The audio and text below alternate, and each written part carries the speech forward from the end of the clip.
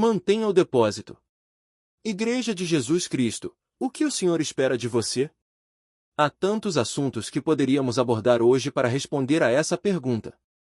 Obviamente, o Senhor espera que o amemos, que nos separemos cada vez mais do pecado deste mundo, que anunciemos as boas novas, que estabeleçamos igrejas fiéis, etc. Mas há duas áreas que nos parecem abranger muitas outras. A primeira é guardar o depósito que Deus nos confiou, e a segunda é servir a Cristo em nossa igreja local com o dom espiritual, que Ele nos concedeu. Qual é o depósito a ser guardado? Guardar o depósito da fé. Judas 3 nos ensina a lutar pela fé transmitida de uma vez por todas aos santos. O fato de ser uma fé transmitida mostra que não é a fé pessoal que colocamos em Jesus para sermos salvos, mas é o conjunto de verdades que nos foram transmitidas por parte de Deus aos apóstolos, que as registraram nos escritos bíblicos do Antigo e do Novo Testamento. 2 Timóteo 1 versículos 13 e 14. O modelo das palavras sãs que você recebeu de mim. Notemos que as próprias palavras da mensagem bíblica devem ser guardadas e empregadas. Sobre a doutrina de Cristo. Nascido de uma virgem e do Espírito Santo. Deus manifestado em carne. Morte expiatória. Ressurreição corporal, ascensão física. Retorno nas nuvens. Retorno ao Monte das Oliveiras para estabelecer seu reino. Sobre a doutrina da salvação. Arrependimento. Justificação. Expiação, propiciação. Sobre a vida cristã. Santificação. Estar em Cristo. Revestir-se de Cristo. Nova natureza. Sacrifício vivo. Despojar-nos das obras das trevas, estar em Adão ou em Cristo. Andar na carne, mas não segundo a carne. Andar pelo Espírito. Sobre a Bíblia, palavra inspirada ou soprada por Deus. Espada viva e penetrante. A palavra viva e permanente de Deus. Observemos a atitude com que devemos guardar essas verdades, na fé e no amor que há em Jesus Cristo. Uma fidelidade perfeita a Jesus Cristo, sua pessoa e seus ensinamentos, por causa do seu amor por nós e do nosso amor por Ele. Guardar o depósito da salvação, 1 Coríntios 15 versículos 1 a 3. É uma verdade a ser lembrada com frequência. Ela é composta por 3 atos de Jesus Cristo. Sua morte, seu sepultamento e sua ressurreição. Sua morte mostra o caráter mortal do pecado, seu sepultamento prova a realidade de sua morte, sua ressurreição prova sua vitória sobre o pecado e a morte. Não acreditar nessas verdades é não ser salvo. Manter o modelo de comportamento, Filipenses 3 versículo 17. Considerar todas as coisas como sem importância, para guardar o tesouro de estar em Cristo. Versículos 8 e 9, revestido de sua justiça. Correr para a perfeição a fim de tentar ganhar o prêmio da vocação celestial em Cristo, versículo 12. Esquecer o que ficou para trás, nossos pecados e nossa culpa, nossos erros ou nossos motivos de orgulho, para nos concentrarmos no futuro com Cristo, versículo 13. Permanecer unidos com aqueles que creem nas mesmas verdades, sem nos separarmos por causa de opiniões pessoais sobre detalhes menores, versículos 15 e 16. Viver plenamente na expectativa do retorno de Cristo e da nossa entrada com Ele em nossa pátria celestial, versículos 20 e 21. Por que guardar o depósito? Apocalipse 3 versículos 7 a 13. Por causa da identidade de Jesus Cristo, versículo 7. Por causa de seu poder de abrir e fechar as portas, versículo 7. Porque é a única coisa que podemos fazer.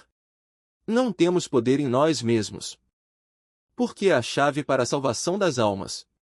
Deus nos dá almas que estavam sob o poder de Satanás.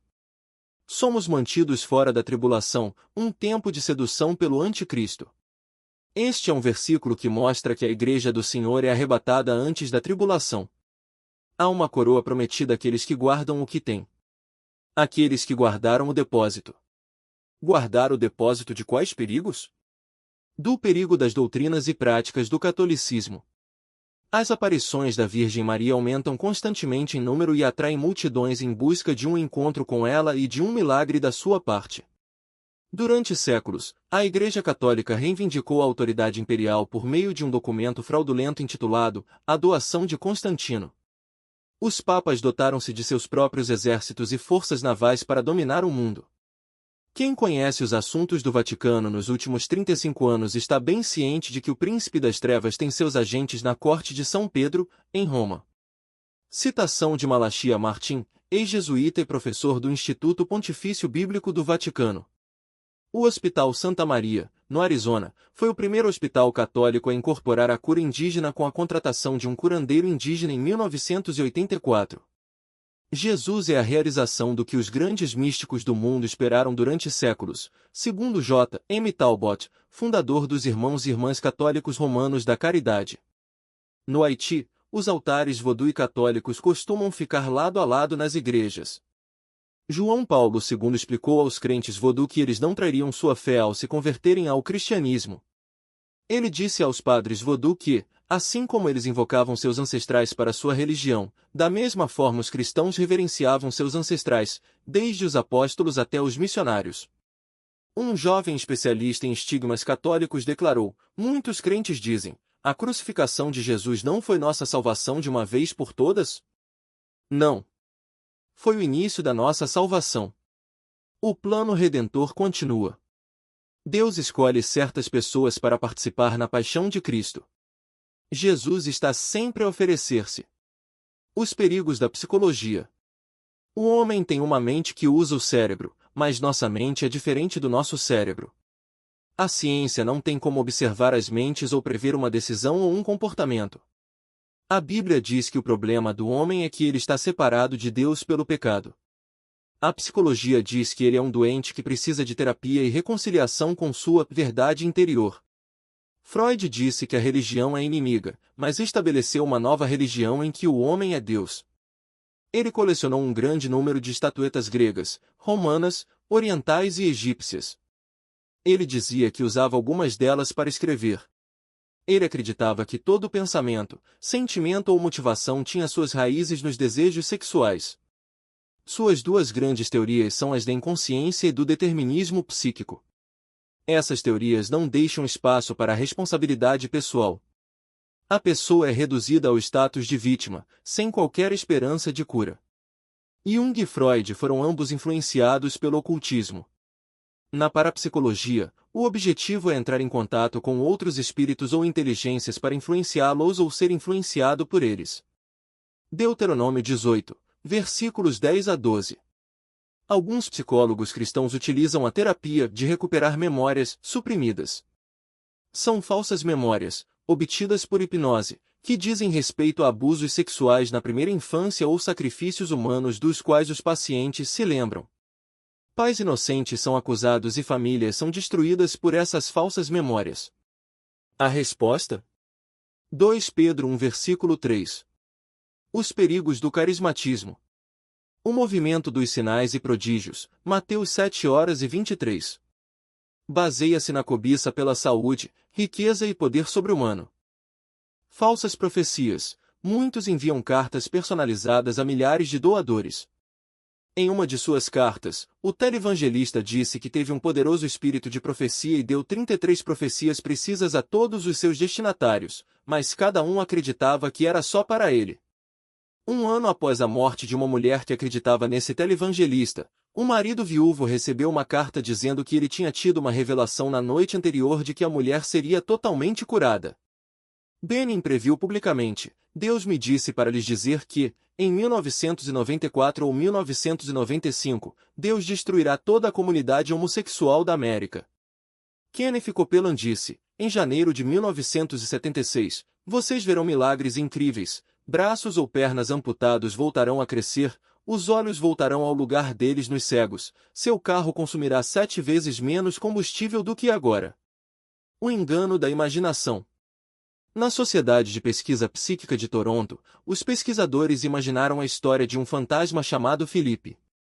Em seguida, tentaram acreditar que ele era real e entrar em contato com ele. Uma entidade com esse nome se comunicou com eles batendo na mesa em torno da qual estavam sentados. Ele corrigiu a história que eles inventaram e levantou a mesa com tanta força que eles não conseguiram impedi-lo e tiveram que correr pela sala para alcançá-la. O Senhor é contra o uso da imaginação nessa área. Gênesis 6:05.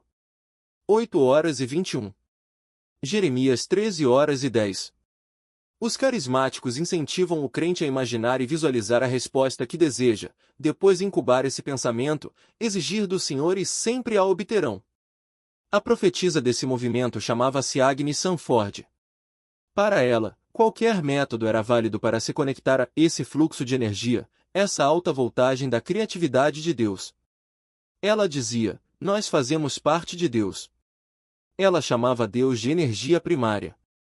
Ela ensinava que uma pessoa podia perdoar os pecados de outra pessoa através da visualização. As leis do sucesso. Essas leis foram desenvolvidas por Napoleão Hill, que escreveu Pense e Enriqueça. Ele desenvolveu seus princípios de sucesso com base em suas experiências no ocultismo. Muitos curandeiros e milagreiros carismáticos os utilizam e recomendam. A Bíblia é apresentada não como conhecimento de Deus, mas como um manual de princípios e leis que sempre funcionam e que sempre o levarão à prosperidade. O ponto de contato. Esta doutrina consiste em tocar o mesmo objeto, você o pastor curador ou milagreiro. Um exemplo, pegue sua folha de oração, trace o contorno da sua mão, dentro do traçado, escreva seus pedidos de oração e envie-a para mim com a maior doação possível para mostrar sua fé. Em seguida, eu os ungirei pelo Espírito, colocando minha mão sobre o contorno da sua mão, orarei e Deus liberará um poder explosivo de fé para atender aos seus pedidos. Isso é fetichismo. Atribui-se um poder espiritual a um objeto material. O versículo deles é Mateus 18, versículo 19. A armadilha da guerra espiritual e territorial. Lausanne II foi o berçário para o desenvolvimento da rede de guerra espiritual. Peter Wagner testemunha, quando eu estava em Manila, o Senhor me disse, quero que você assuma a liderança no campo dos espíritos territoriais. Essa noção afirma que devemos, em nome de Cristo, amarrar os espíritos malignos que dominam os territórios que queremos evangelizar. Esse é o segredo da evangelização mundial, da vitória espiritual e da prosperidade pessoal. Durante uma suposta aparição, Nossa Senhora de Medjugorje, na Bósnia, declarou, os cristãos podem parar a guerra e até mesmo catástrofes naturais por meio da oração e do jejum. Em 1989, mais de 1.300 pastores se reuniram uma vez por trimestre para iniciar uma guerra espiritual pela libertação de Los Angeles. No ano seguinte, os crimes aumentaram em número. Em nenhuma experiência, tais atos de oração e guerra espiritual reduziram a taxa de crimes ou aumentaram o número de conversões. Além disso, um dos participantes escreveu, nós nos reunimos para jejuar e orar, e para amarrar os espíritos. Assim que saímos do prédio, os espíritos voltam a ficar livres. A concepção dele sobre os espíritos territoriais vem de Daniel 10:13. O príncipe da Pérsia resistiu-me durante 21 dias, mas eis que Miguel, um dos principais príncipes, veio em meu auxílio, e eu permaneci ali com os reis da Pérsia. Com base nesse versículo, eles dizem que cada território tem seu demônio e que devemos ligá-los antes de evangelizar o local. Mas essa interpretação está fora de contexto. Daniel não estava orando pela Pérsia, mas por uma compreensão dos eventos futuros. Esse conhecimento trazido por Gabriel era o tema da luta entre Gabriel e o príncipe dos reis da Pérsia. Nem Daniel, nem Gabriel, nem o arcanjo Miguel amarram esse príncipe e não há nenhuma indicação de que eles poderiam fazê-lo, ou que, se o tivessem feito, teria havido uma vitória espiritual para o reino da Pérsia. O que pensar? As Escrituras nos chamam a lutar contra as artimanhas do diabo, e não a atacá-lo. Efésios 6 versículos 11 e 12.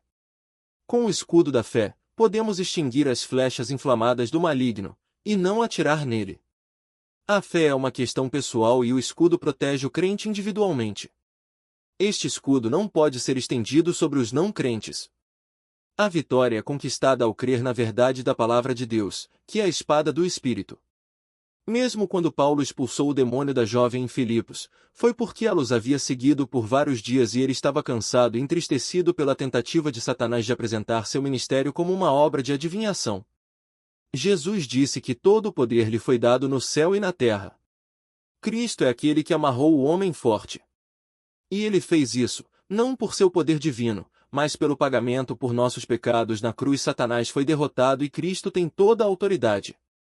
Mas o mal continua nesta terra porque os homens rejeitam Cristo para seguir seus próprios interesses e Satanás. Ele continua sendo príncipe do poder do ar, Efésios 2:2, e nós sempre oramos, seja feita a tua vontade, assim na terra como no céu. Todos esses versículos não teriam sentido se não fossemos capazes de ligar os espíritos sobre os países e as cidades e realizar a vinda do reino de Deus. Em conclusão, guardar o depósito da verdade bíblica, tal como Deus nos deu, é mais do que nunca indispensável. Em uma pesquisa recente nos Estados Unidos, 35% da população reivindica o título de evangélico, mas apenas cerca de 30% estão convencidos de que Jesus é Deus.